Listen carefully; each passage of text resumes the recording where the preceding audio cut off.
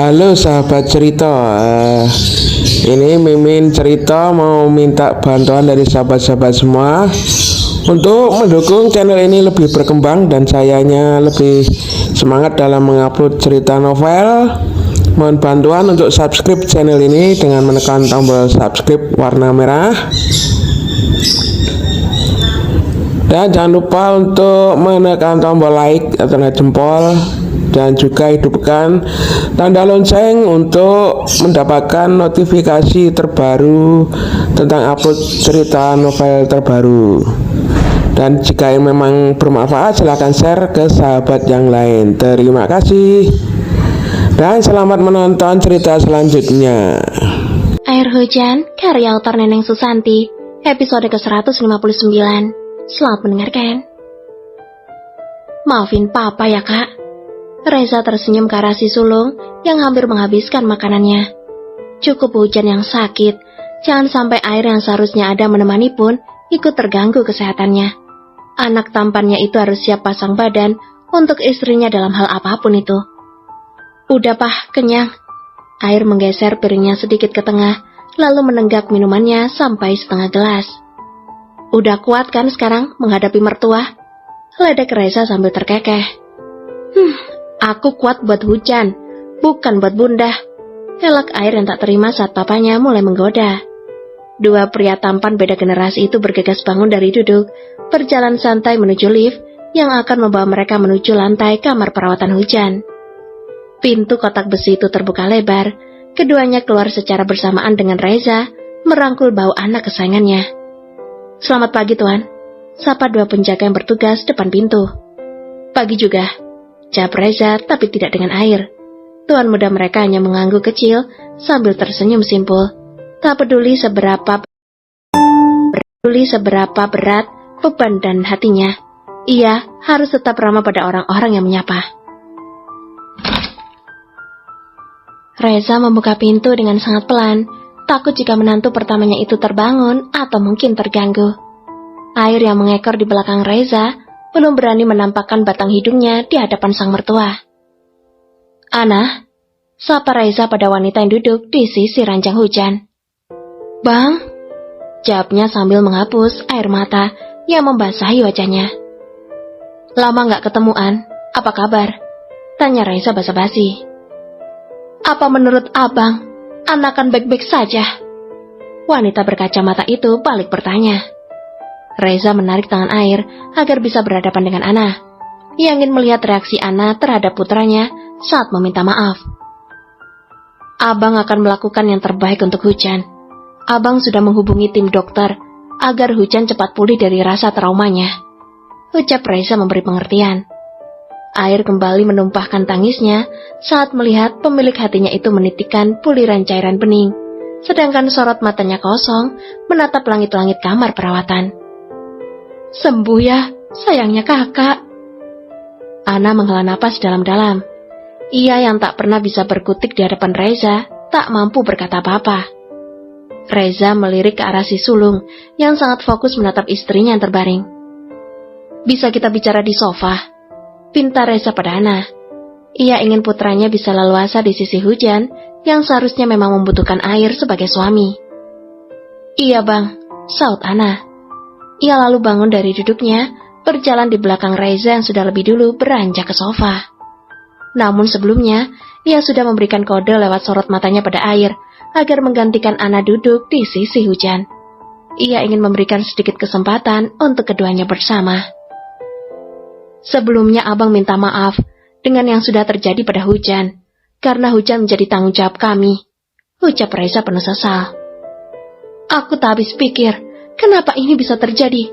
Ada masalah apa sampai Hujan harus mengalami hal mengerikan seperti ini? Tanya Ana yang kembali menitikkan air mata. Hanya salah paham, tapi semua pelaku sudah ditangkap dan mendapat hukuman yang setimpal. Jelas Reza berharap Ana bisa sedikit tenang. Ana tetap tak puas, apapun balasannya. Hujan tak pantas diperlakukan seperti itu, cetusnya emosi. Abang tahu An, yang penting kita fokus pada penyembuhan Hujan saat ini, balas Reza. Iya, Hujan harus sembuh seperti semula, Kembalikan senyum dan keceriaan putriku, Bang. Pinta Ana semakin sedih. Kita dampingi hujan bersama. Sayangi hujan seperti putrimu, Bang. Biarkan dia mendapat kasih sayangmu saat Ana tak mendapat balasan cinta dari Abang. Ucapan Ana tentu membuat Reza tercengang. Begitupun dengan wanita yang kini berdiri di ambang pintu. Episode ke-160. Selamat mendengarkan. Ups, maaf. Amira yang baru datang dengan satu paper bag di tangannya hanya bisa tersenyum kecil. Ia menganggukkan kepalanya sekali saat pandangan matanya bertemu dengan tatapan Ana. Adik kesini mau anterin makanan buat kakak, ucapnya memberi alasan sebelum Reza bertanya. Mama gak kesini? Nanti sore kayaknya kak, bareng sama Dedi, jawab si bungsu yang kemudian duduk di sisi kakak kesayangannya setelah bersalaman dengan mertua keponakan cengengnya itu. Reza hanya mengangguk paham. Obrolan pun akhirnya didominasi oleh kakak beradik itu, sedang Ana cukup menjadi pendengar sambil mencerna apa yang mereka bicarakan. Air yang duduk di sisi ranjang terus menggenggam tangan hujan yang perlahan menutup matanya. Sesekali ia juga menghapus buliran cairan bening di ujung mata sang istri. Harus gimana lagi buat balikin kamu kayak dulu? Kakak kangen kamu, Jan. Pemuda tampan itu ingin sekali berteriak untuk melepas rasa sesak dalam dadanya. Hatinya begitu hancur melihat hujan yang sama sekali tak merespon kehadirannya. Bahkan permintaan maafnya pun bagai angin lalu yang tak didengar ataupun digubris. 3 hari berselang, tak banyak kemajuan yang dialami oleh hujan. Ia memang tak lagi menjerit histeris ketakutan, namun keadaannya kini justru lebih parah, yakni melamun sepanjang hari sambil bergumam dan menangis. Hujan tenggelam dalam dunianya sendiri, tak menganggap siapapun yang ada di dekatnya. Tentu, itu semakin menambah luka orang-orang yang melihatnya. Reza yang sudah mendatangkan beberapa dokter dan psikiater hanya diminta sabar untuk kasus menantunya itu. Trauma yang cukup parah tentu membutuhkan waktu yang tak sebentar dan rasa sabar yang tak sedikit. Suasana rumah sakit tak terlalu baik untuknya. Ana minta izin untuk membawa Hujan pulang, Bang. Pinta wanita berkacamata itu saat keduanya keluar dari ruangan dokter. Air suaminya, mintalah izin padanya. Jawab Reza tak menoleh. Ana menghela napas. Ia yang sangat terpukul, kadang merasa tak nyaman dengan banyaknya keluarga Rardian yang datang silih berganti menjenguk Hujan. Maka itu, timbullah niat untuk mengurus putrinya sendiri. Ai, bisa kita bicara? Air menoleh sambil menautkan kedua alisnya. Bicara aja, aku dengar kok. Sautnya yang kembali menatap ke arah sang istri. Kita bicara di kantin bagaimana? Ajak Ana. Air terdiam sejenak. Selama 3 hari ini ia memang sama sekali tak meninggalkan Hujan. Ia selalu ada di sisi sang istri, walau pemilik hatinya itu tak pernah sedetik pun menoleh padanya. Jangan lama-lama ya. Ana mengangguk, lalu berjalan lebih dulu setelah berpamitan pada Langit yang kebetulan ada di sana. Kini Air dan Ana sudah duduk saling berhadapan. Ada 2 cangkir kopi di hadapan mereka yang belum tersentuh sama sekali. Bunda mau ngomong apa? Tanya Air. Bunda mau bawa pulang Hujan ke rumah, jawabnya tanpa basa-basi lagi. Ke rumah mana? Tanya Air dengan mengernyitkan dahinya. Ke rumah Bunda. Bunda ingin mengurus Hujan.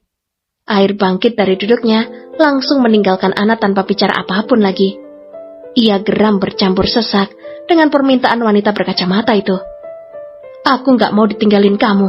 Aku akan selalu sama kamu, Hujan. Air terus bergumam dalam hatinya. Ia meyakinkan dirinya sendiri untuk tetap tinggal bersama sang istri, apapun yang terjadi. Tak ada niatan dalam hatinya untuk pergi atau menoleh ke arah lain saat keadaan Hujan kini berada di titik terendahnya. Tuan, Nona muda kembali mengamuk.